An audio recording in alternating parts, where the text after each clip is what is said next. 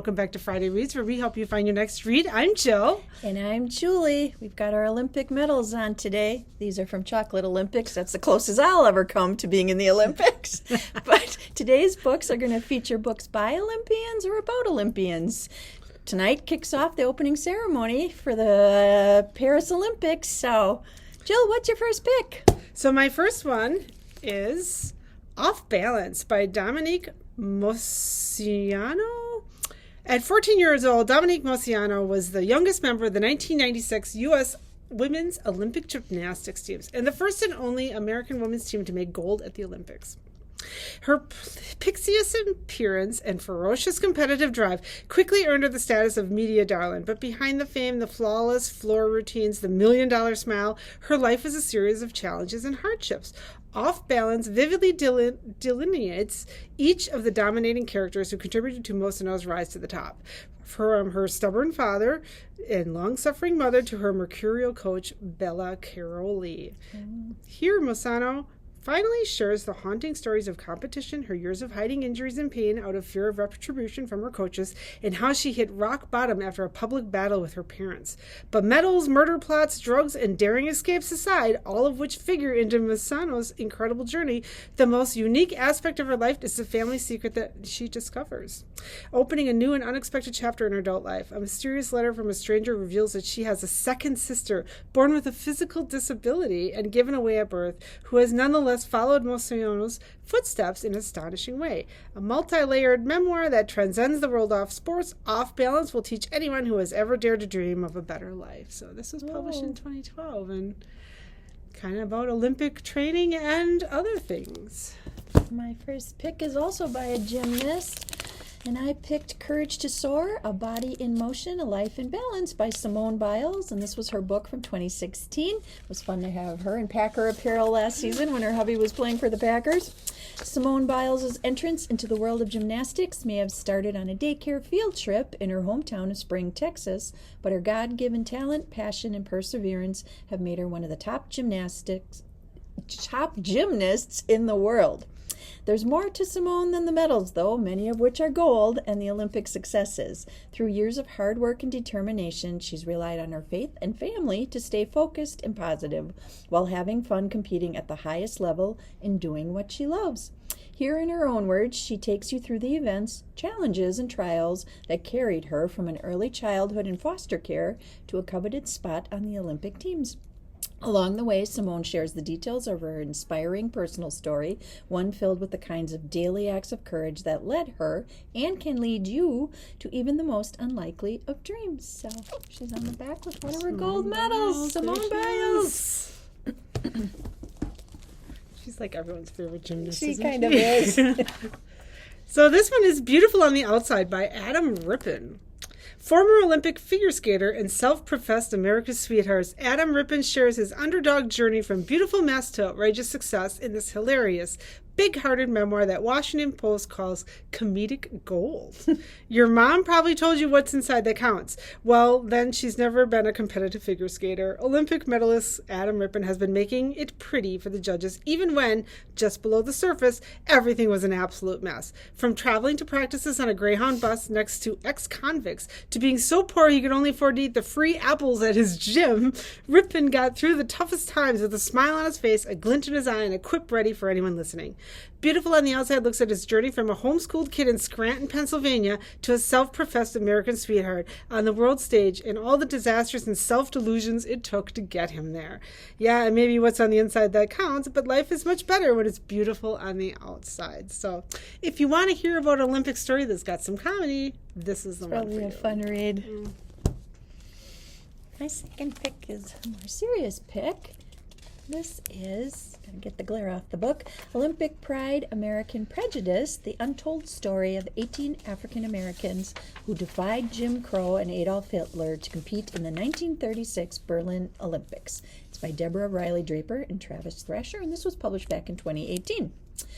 You can discover the astonishing, inspirational, and largely unknown true story of these 18 African American athletes who competed in the 1936 Berlin Olympic Games.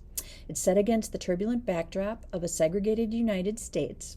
16 black men and 2 black women were torn between boycotting the Olympic Games in Nazi Germany or participating.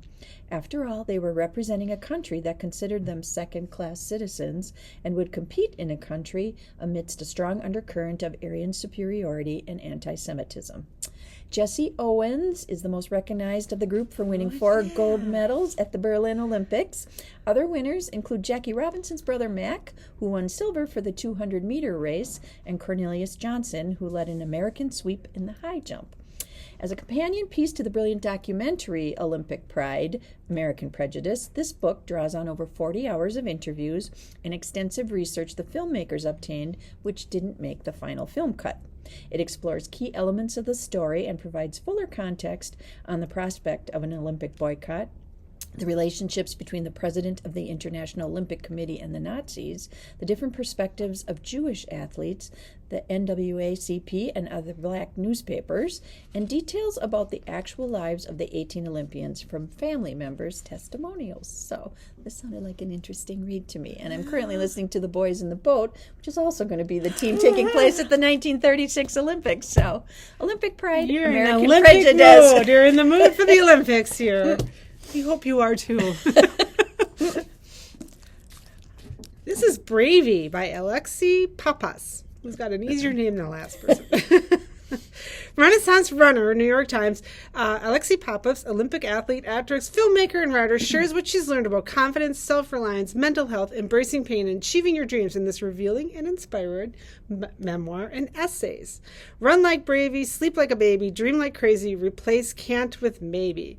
When Alexei Papas was 4 years old, her mother committed suicide, drastically altering the course of Papa's life and setting her on a perpetual search for female role models.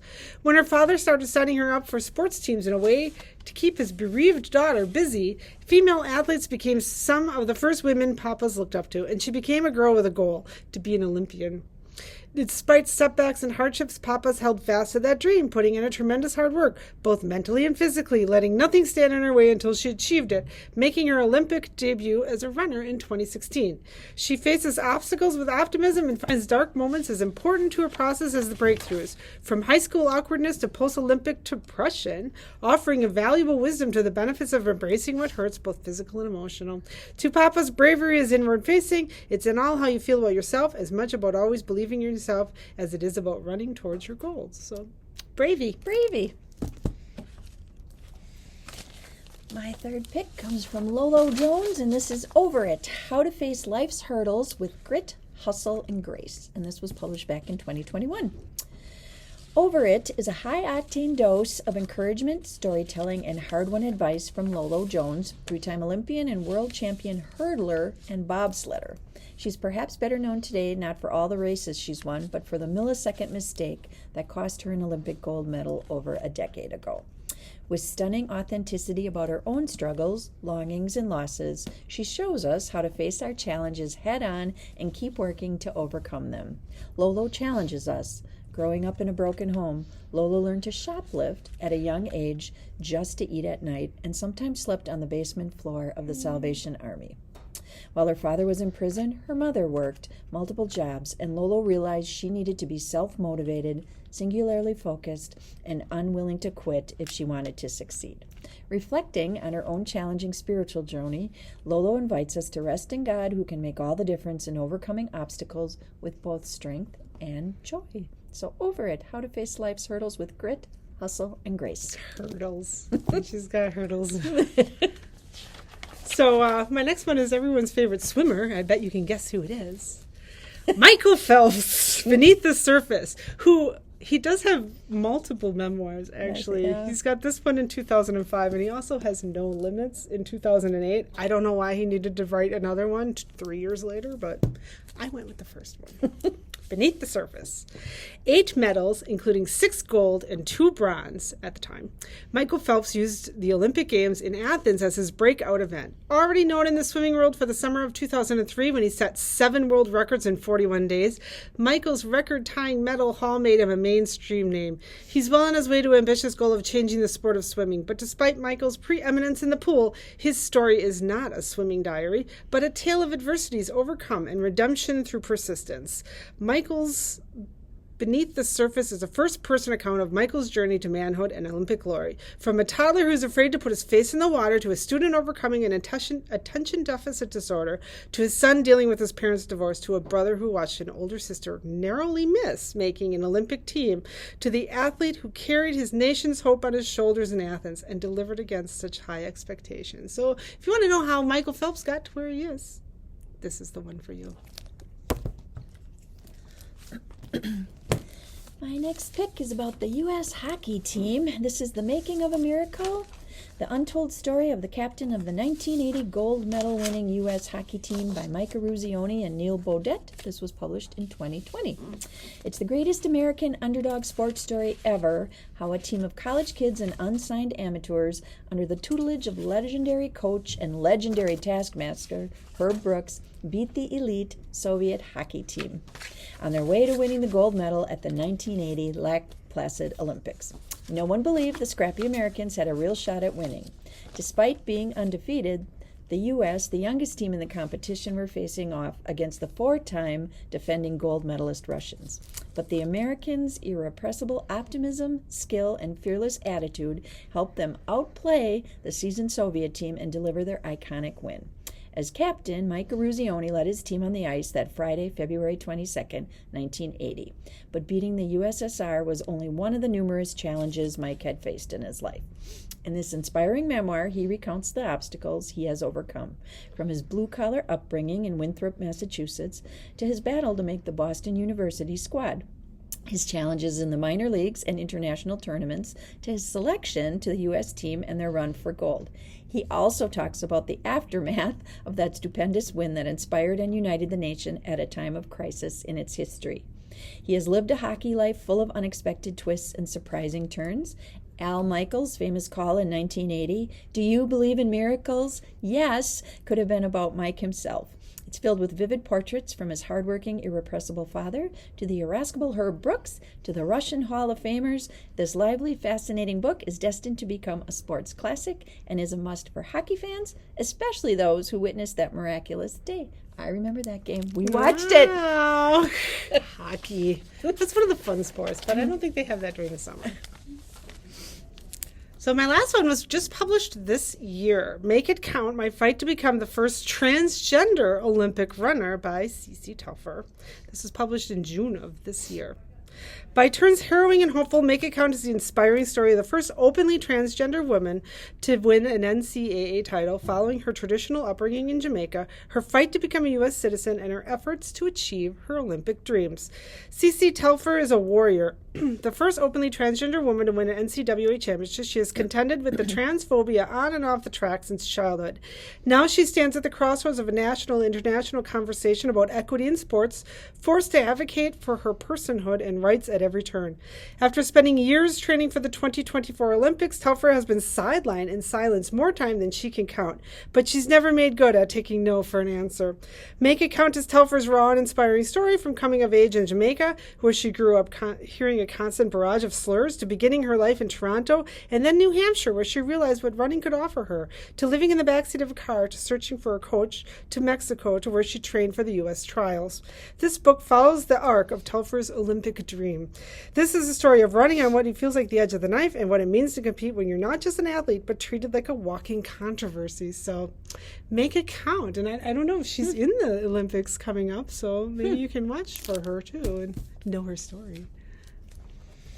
My last pick is also a runner, probably familiar to some if you've seen the movie Chariots of Fire. Ooh. This is For the Glory, Eric Liddell's journey from Olympic champion to modern martyr by Duncan Hamilton. This was published in 2016.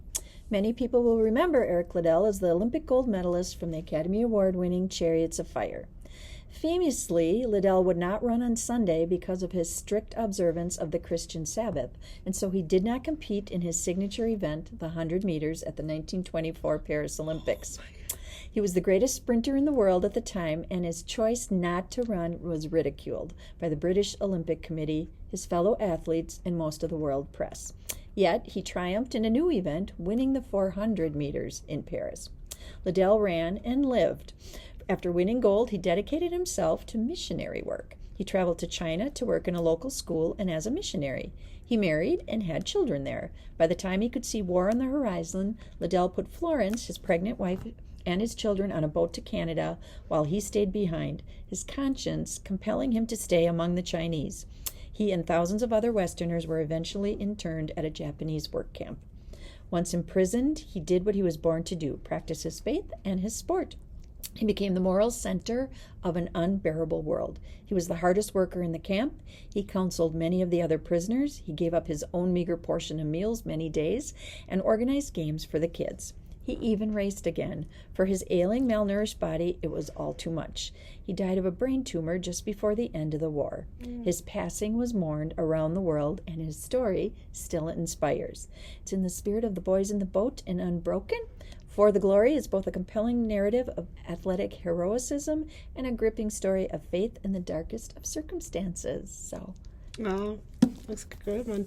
Well, we hope that we helped you find something to read if you're interested in the Olympics, and I hope you tune in tonight and in the next 3 weeks. And our kids librarian pointed out we even have books for the kids. Yeah. This one is Long Arm Long Arm Ludi. Ludi, look at her. So we've even got Olympic books for the kiddos. So Yeah. we hope you got some ideas if you're interested in following the Olympics and Olympians and former Olympians. So we thank you for watching. Find us on our Facebook page, our YouTube channel, and the Kimberly Public Library website.